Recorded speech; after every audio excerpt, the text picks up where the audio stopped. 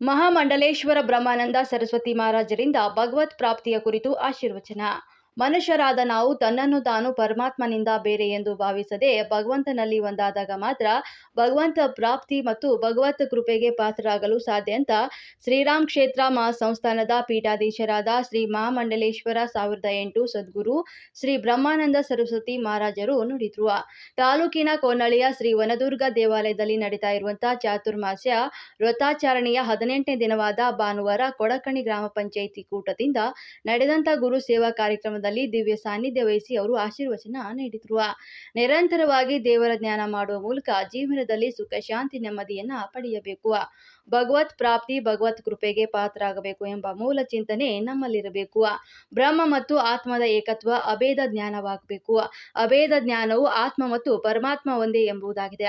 ಅಭೇದ ಜ್ಞಾನವನ್ನ ಅರಿತಾಗ ಭಗವತ್ ಪ್ರಾಪ್ತಿಯಾಗುತ್ತದೆ ಮತ್ತು ಭಗವಂತನಿಂದ ನಿಜವಾದ ಜ್ಞಾನವನ್ನ ಪಡೆಯಲು ಸಾಧ್ಯ ಅಂತ ಭಕ್ತ ಶಿರೋಮಣಿ ಕಥೆಯನ್ನ ಅವರು ಈ ಸಂದರ್ಭದಲ್ಲಿ ವಿವರಿಸಿದ್ರು.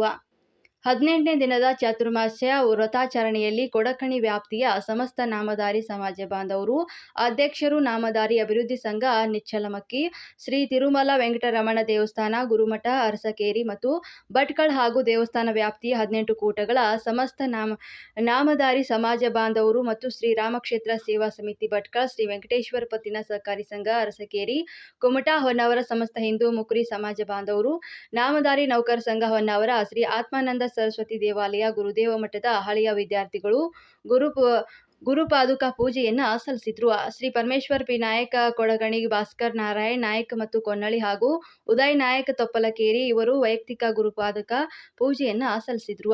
ಜೆಡಿಎಸ್ ಯುವ ಘಟಕದ ರಾಜ್ಯಾಧ್ಯಕ್ಷ ನಿಖಿಲ್ ಕುಮಾರಸ್ವಾಮಿ, ಮಾಜಿ ಸಚಿವ ಆನಂದ ಮತ್ತು ಸೇರಿದಂತೆ ವಾಣಿಜ್ಯ ತೆರಿಗೆ ಅಧಿಕಾರಿ ರಾಜು ನಾಯಕ್, ನಿವೃತ್ತ ಡಿಎಸ್ಪಿಒ ಉದಯ್ ನಾಯಕ್ ಶ್ರೀಗಳ ಫಲಮಂತ್ರಾಕ್ಷತೆ ಪಡೆದರು. ಇನ್ನು ಕೊಡಕಣಿ, ಕೋನಳ್ಳಿ ಹಾಗೂ ದೇವರಹಕ್ಕಲ್ ಗ್ರಾಮದ ಸಮಾಜ ಬಾಂಧವರು ಗುರು ಸೇವೆಯನ್ನ ಸಲ್ಲಿಸಿದ್ರು. ಕೊಡಕಣಿಯ ಸುನಿಲ್ ಮಾದೇವ್ ನಾಯಕ್ ಇವರು ಸಿ